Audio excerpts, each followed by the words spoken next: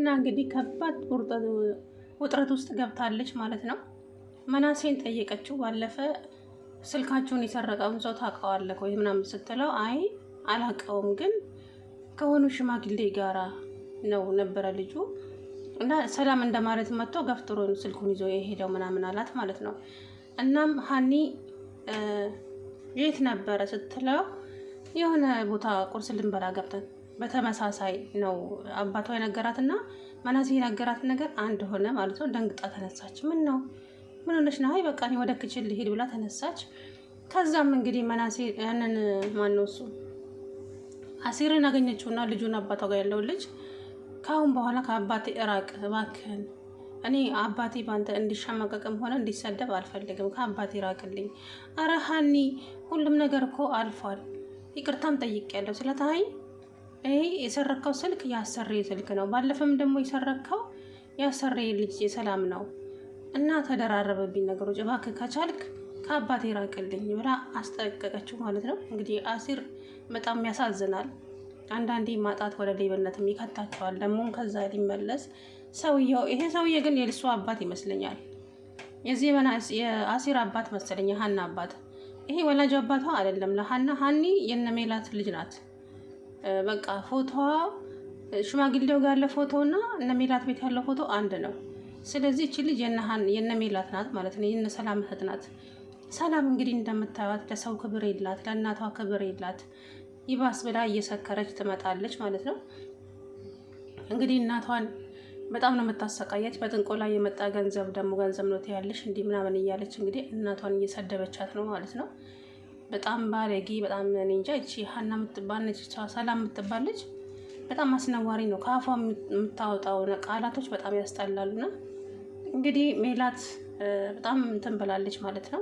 አሰላሙ አለይኩም ወራህመቱላሂ ወበረካቱ። ውድና የተከበራችሁ ቻናሌ ቤተሰቦች እንዴት ናችሁ? ደህና ናችሁ ወይ? እኔ ያለሁላችሁ አልሐምዱሊላህ። እንግዲህ ሀኒዬ በጣም ለአባቷ ብዙ መስዋዕት እየከፈለች ነው ያለችው። እየሰደቧት፣ እያመናጨቋት፣ በተለይ እናትና ልጅ በጣም ነው የሚያንቋሽሿትና ያንን ዋጥ አድርጋ እየሰራች ነው ያለችው። ነገር ግን ደግሞ መናሴን እንደ ዶክተር ሆና በሙያዋ ልትረዳው ትፈልጋለች። ተጨማሪ ስራ ትፈልጋለች። እሱንም እየተንከባከበች የቤቱንም ስራ እየሰራች እንግዲህ እሱን እንድታደርግ ደላላውን ጠየቀችው። ታሪኩም እንግዲህ ደውሎ ለወይዘሮ ሜላት እንገናኝ፣ ስለ ሀና ማናገርሽ ነገር አለ ብሎ ከዛም መስሪያ ቤቱ በር ላይ ሄዳ በመኪና አይ ሀብታም እኮ ግን ከዛም እንግዲህ ገና እንዳየች ብድር እንዳትጠይቀኝ አለች። አረ ወይዘሮ ሜላት ምን ሆነሻል? እኔ ብድር ልጠይቅሽ አይደለም ስለ ሀና ነው ያልኩሽ እንጂ ስለ ብድር መች ጠየቅኩሽ አላት።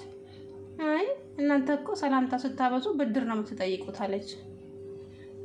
ለአንቺ የሰጠሽ ጌታ ለሱም ይሰጠው ይሆናል። ይሄ ደካማ አስተሳሰባችሁ ሀብታሞች ስትባሉ ግን የእውነት እንግዲህ ታሪኩ ሀና ጎበዝ ተማሪ ናት፣ ተምራለች፣ ሙያ አላት እና ልጅሽ ደግሞ አሁን ላይ ወደ ውጭ ለመሄድ ከጎኑ ሰው ያስፈልገዋል። ስለዚህ ሀና ደግሞ ጥሩ ሙያ አላት፣ ተምራለች፣ እውቀቱ አላት። ስለዚህ እሷ ብትረዳው ደግሞ ብለህ ልጄን ለሰራተኛ እናንተ እኮ ቀስ በቀስ ቤቴንም ትወርሳላችሁ፣ ልጄን እንዴት ነው ለሰራተኛ የምሰጠው ብላ እንግዲህ እህቱ መሆኗን አታቅሷል። ግን ይቆጭሻል ይሄ የተናገርሽበት አፍሽ በኋላ ማለት ነውና በጭራሽ አላደርገውም፣ ከአሁን በኋላ እንደዚህ አይነት ነገር እንዳታወራብኝ ብላ ታሪኩን አመነጫጭቃ ከመኪና ውስጥ አወጣችው ማለት ነው። እንግዲህ ሀና ጋር ደውሎ ሀኒም በቃ ከፋት ማለት ነው። የእውነት በጣም ነው የምታሳዝነው። እንግዲህ የሆነ ልጅ ጋር ደውላ ኤልያስ ነው ማን የሚባል ልጅ ጋር ደውላ እያለቀሰች እንግዲህ እኔ መብርሃንን አሁንስ ድክም ብሎኛል፣ በቃ ምንም ማድረግ አልችልም፣ ኧረ በማርያም ንገሪኝ ምንድን ነው የሆንሽው ሀኒ ምናምን ሲላት ደከመኝ፣ ሁሉም ነገር ሰልችቶኛል እያለች እንግዲህ እያለቀሰች እያለ ሰላም ከውጭ ስትመጣባት ስልኩን ሳትዘጋው ደንግጣ ተነሳች ማለት ነው። ብለሽ አሁን ትክክለኛ የቤት ሰራተኛ ባህሪ ያዝሽ። ድሮም እኮ እናንተ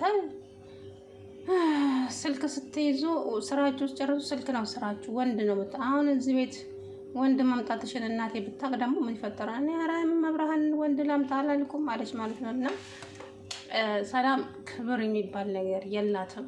እንኳን አይደለም ሀና ልታከብር ወላጅ እናቷን ራሱ እንዴት እንደምታደርጋት ፈጣሪ ትዕግስት ውስጥ እና ወደ አባቴ ካልፈለግሽኝ ወደ አባቴ ላኪኝ ስትላት ምን አጥተሽ ነው ምን ጎሎብሽ ነው ወደ አባቴ የምትልክሽ ስትላት አልጎደለብኝም ማለት ሁሉም ነገር አለኝ ማለት አይደለም።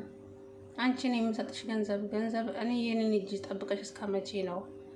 ለምንድን ነው ትምህርትስ የማትማሪው? ትምህርቱን ደግሞ እምቢ ካልሽ ወይ ስራ መስራት አለብሽ። እስከ መቼ ነው የኔን እጅ ጠብቀሽ የምትኖሪው ስትላት አይዞሽ የጥንቆላ ብር ስለሆነ አያልቅም አለቻት ማለት ነው። እናቷን በጣም ነው ያስደነገጠቻት ይሄ ቃላት እንግዲህ እና እንግዲህ አቶ የዚህ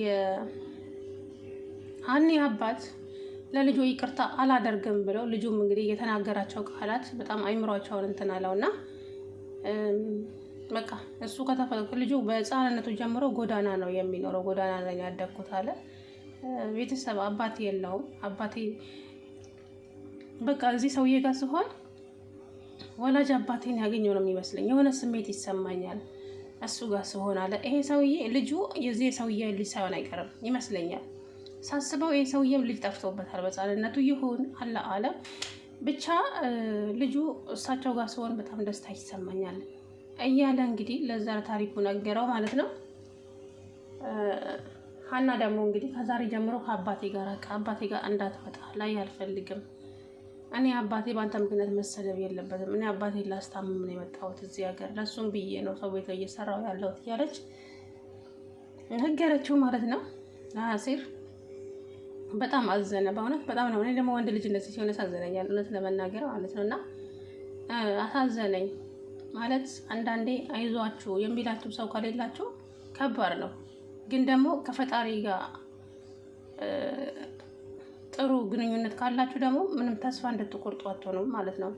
ሲከፋችሁም ሰው ከሌላችሁም ወደ ፈጣሪያችሁ ስትሄዱ እሱ ሁሉም ነገሩን ያመቻችላችኋል። የምሬን ነው የምለውና አንዳንዴ ሰው የለንም፣ እኔ የለኝም፣ ሰው የለኝም፣ ብቸኛ ነን እያሉ ብዙ እራሳቸው ላይ ውሳኔ የሚወስኑ ሰዎች አሉና አሲር ደግሞ እንግዲህ ሀኒ ከአባቴ ራቅ ምናምን አለችው ማለት ነው። የሰላም ብልግና ከምንም ከማንም አይገናኝም። እየድራማው ላይ የምትሰራቸው በቃ ይሆናል አይደለም። ለሰው ክብር የላትም በጭራሽ ማለት ነው። በጭራሽ ሰዎችን እንደሰደበች ሰዎችን እንዳጣጣለች ነው የእሷ የሚሰጣት ካራክተር ደግሞ የተለየ ነው የእውነት። እና እንግዲህ ሰላም ሀናን እያመነጫጨቃቻት፣ ሜላትም እንደዛው አንቺ ገረድ ብላ ስትሰድባት ሀናን እንግዲህ በጥፊ ሞላችባት እናትየዋ ማለት ነው። እንዴት ለአንዲት ሰራተኛ ብለሽ እኔን ትመችኛለች ብላ እንግዲህ እናቷ ላይ አፏን ከፈተች ማለት ነው።